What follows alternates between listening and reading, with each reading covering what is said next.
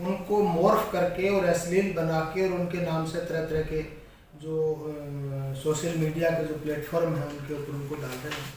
ये प्रकरण 2022 के अंदर दर्ज हुआ था, मार्च 2022।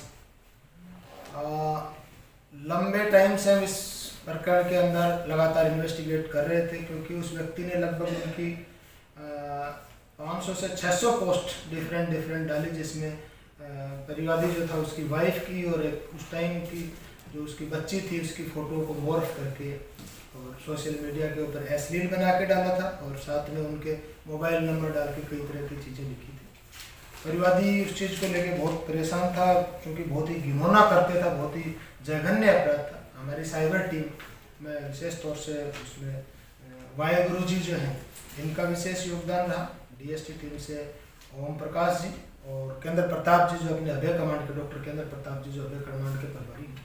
इन्होंने 2 साल तक लगातार इस संबंध में डाटा माइनिंग की। 2022 के बाद जो पर्टिकुलर कुछ डेट्स थी उनके बाद किसी प्रकार की उन नंबरों की, उन सिमों की कोई हलचल नहीं थी। और फिर उसके पीछे के 2020 और 21 के डाटा हमने सर्च किए। उसमें जो अभी तक की इन्वेस्टिगेशन हुई उससे योगेश मिश्रा और नितिन मिश्रा 2 सगे भाई हैं और दोनों लोहर के रहने वाले हैं। इनको अरेस्ट किया हमने। ये लोग बेसिकली क्या करते थे, ये जो लोग जो गांव से वाईफाई जिनकी लगी है उनका सबसे पहले वाईफाई हैक करते थे। उस वाईफाई में एक्सेस करने के बाद फेक आईडी जनरेट करते थे, फेक टेम्परेरी और फेक परमानेंट दोनों तरह की आईडी जीमेल के ऊपर, दूसरे जो सोशल मीडिया प्लेटफॉर्म है उनके ऊपर जनरेट करते थे, और उनके माध्यम से फेक अकाउंट क्रिएट करके फ़ोटोज़ अपलोड कर रहे थे।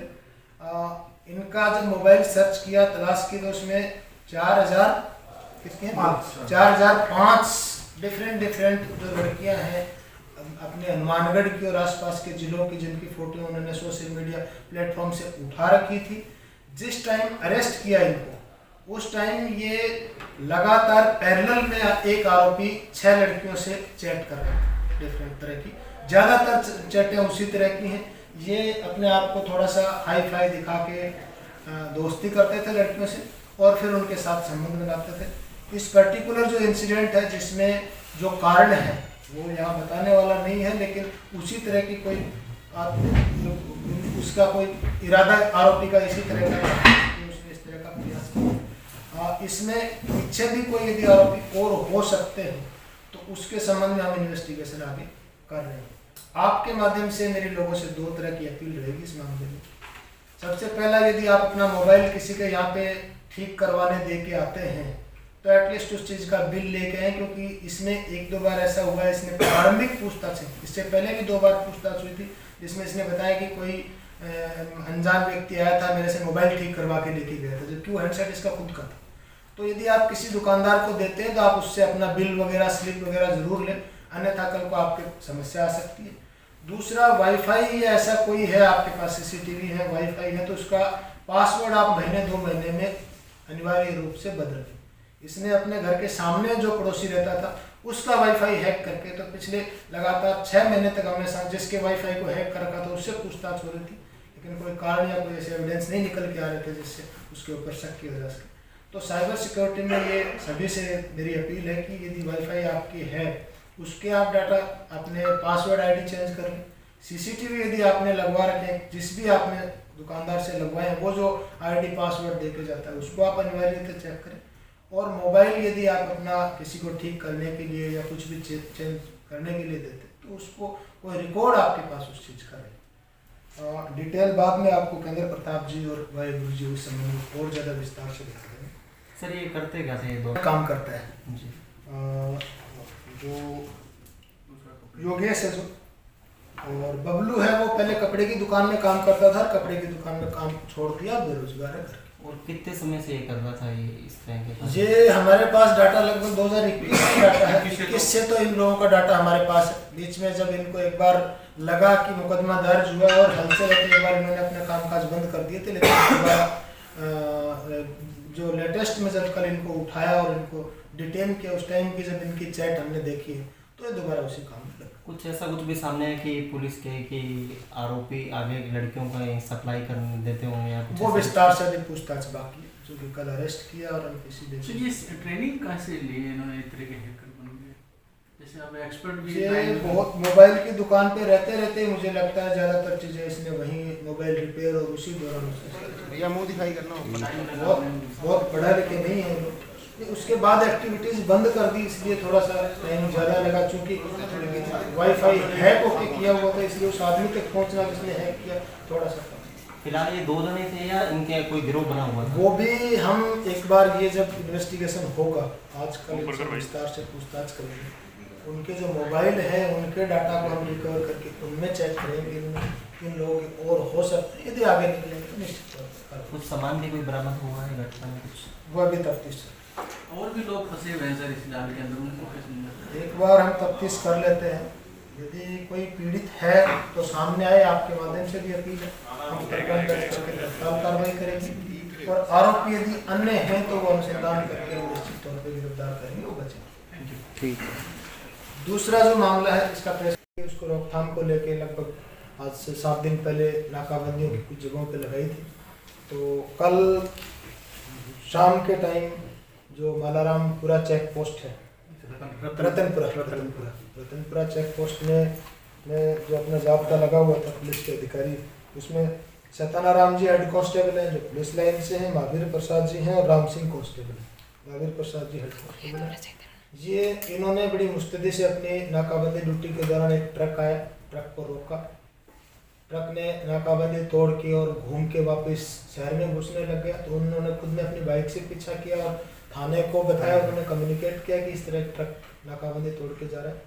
थाने वाले लोग पहुंचे और ट्रक को जब रोक के चेक किया तो ट्रक से लगभग 75 लाख रुपए का 5 क्विंटल और 14 किलो डोडा है वो बरामद हुआ है और 2 आरोपियों को उसमें गिरफ्तार किया। एक शमशेर सिंह पुत्र मुख्तार सिंह है, ये जिला तरनतारण के रहने वाले हैं, और दूसरा जगतार सिंह और अवतार सिंह, ये भी पुलिस थाना गोंद वाला जिला तरनतारण के रहने वाले हैं। ये फलोदी से माल भर के लेके आए थे। जिस आरोपी से फलोदी से लेके आए थे उस आरोपी को भी आज सुबह अर्ली मॉर्निंग में टीम ने अरेस्ट कर लिया, उसको लेके आ रही है। उसके बाद हम पूछताछ से क्लियर करेंगे कि पीछे से माल कहाँ से लेके आए थे और आगे इन मादक पदार्थों को ये पंजाब में किसको सेल करने के लिए जा रहे थे।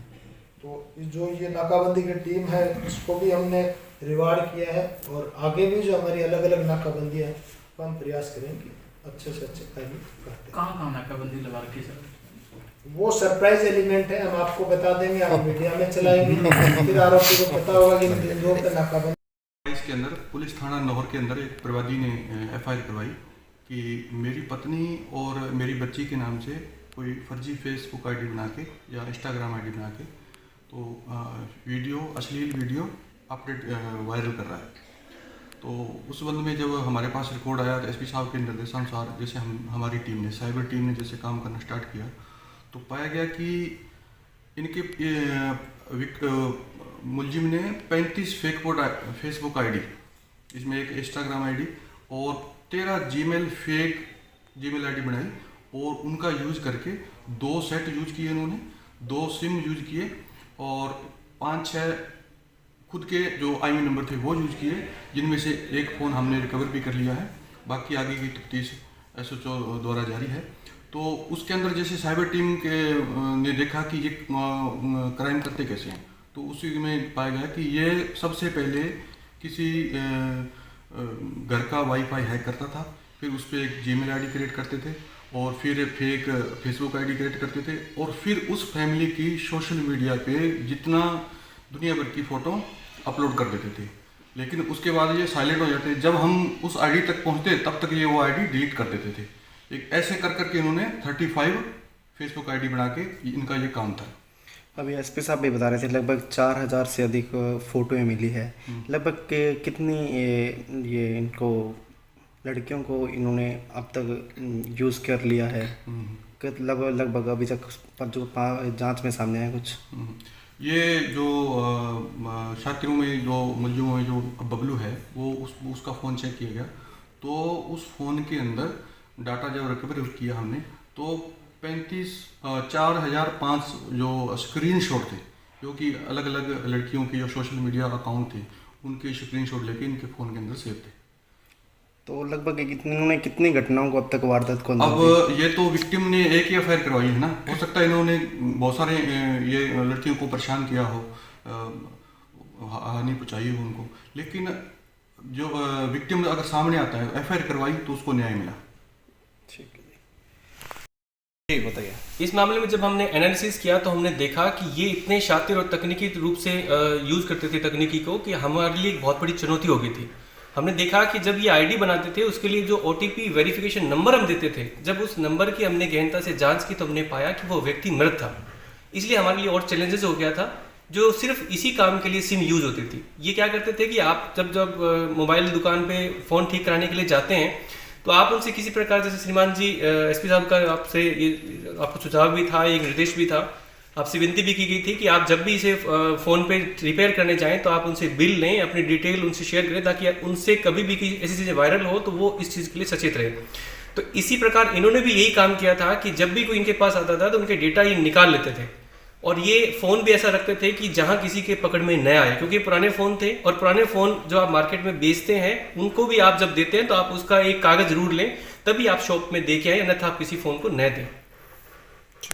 विश्लेषण हमने किया तो उसमें हमने पाया कि एनालिसिस में बहुत सी ऐसे फोटोग्राफ हमें मिले जो सोशल मीडिया पे आप सब जो लोग हैं, आम जनता जो अपनी पोस्ट डालती है या वो फ़ोटो आईडी बनाते हैं, उन्हीं फ़ोटो को ये बना के और उसमें अश्लीलता डाल के और उसको प्रसारित करते हैं आम पब्लिक में।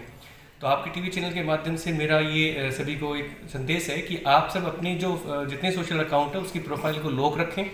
ऐसी फ़ोटो जो सिंगल फ़ोटो है उसको आप अपलोड ना करें सोशल मीडिया पर, और अगर कोई आपके सामने ऐसी आईडी फेसबुक आईडी या कोई इसी प्रकार की सोशल प्लेटफॉर्म दिखाई देता है तो उसकी शिकायत आप नज़दीक पुलिस स्टेशन में करें, और इसके अलावा cybercrime.gov.in पर भी आप इसकी शिकायत कर सकते हैं। अभी तक इस घटना के अंदर 2 मुलजिम ही सामने हैं या कोई और भी इनका गिरोह है? देखें, ये अनुसंधान में भी जारी हैं और अभी इसकी और हम गहनता से जांच कर रहे हैं, लेकिन अब तक ये 2 ही हमारे सामने अभी आ पाए हैं, क्योंकि जो हमने इनकी डेटा एनालिसिस किया है तो ये 2 ही मेन माने गए हैं, और आगे आएंगे तो इसकी सूचना आप तक पहुँच जाएगी। कुछ नकदी भी बरामद हुई है? नहीं, इसमें इनका कोई ऐसा हमने अभी तक नहीं देखा है, लेकिन ये एक आदतन से हमें लगा कि ये लोगों को मतलब हरेसमेंट करने का इनका एक मेन मोटिव होता था, और कईयों में ये भी देखा गया था इनका भी, अगर कोई फ्रेंड रिक्वेस्ट को एक्सेप्ट करके बातें करते थे तो उनके साथ ये उसी तरीके से ट्रीट करते थे। अगर सामने से कोई ना या मनाही होती थी तो फिर ये इस प्रकार की पोस्टें डाल के उनको हरेसमेंट काम करते थे।